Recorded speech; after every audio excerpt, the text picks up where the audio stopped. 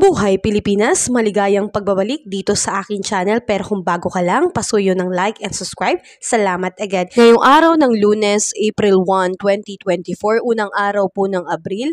Ngayon po ay meron pong bagong weather system po na nakakaapekto dito sa ating bansa. Ito nga po yung Range of High Pressure Area or HPA, at ang extension nito ay sa eastern section of Northern and Central Luzon. So mga kababayan, kapag meron po tayong HPA, ibig sabihin po nito ay less po ang pag-develop ng cloud at mababa po ang tsansa ng pagkakaroon po ng ulan, lalo na po dito sa eastern section ng Northern and Central Luzon.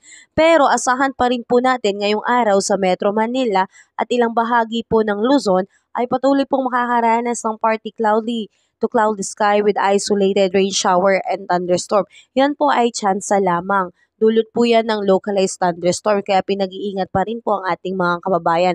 Kahit po patuloy po tayong nakakaranas ngayon na mainit na panahon, talaga namang maalinsangan, ay may mga lugar pa rin po sa ating bansa na may tsansa pa rin po ng pagkakaroon ng maulap na kalangitan at meron pong pulupulong pag-ulan, kulog at kidlat, lalo na po dito sa Visayas, Palawan, kasama ang Calayan Island, Occidental Mindoro. So mga kababayan, asahan po natin dyan ang pag-ulan. Tsansa lamang po ito mga kababayan. Sa ngayon ay palagi po tayong uminom ng tubig upang palagi po tayo maging hydrated. At ugaliin po nating magdala ng payong. Sa ngayon mga kababayan ay wala pa rin po tayong bagyong namamataan sa loob at labas ng Philippine Area of Responsibility.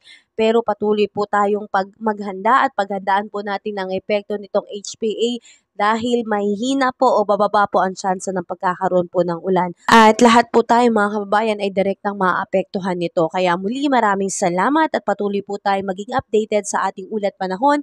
Please like and subscribe, lalo na kung nakatulong sa iyo ang video na ito. Salamat, ingat tayo palagi mga kabayan.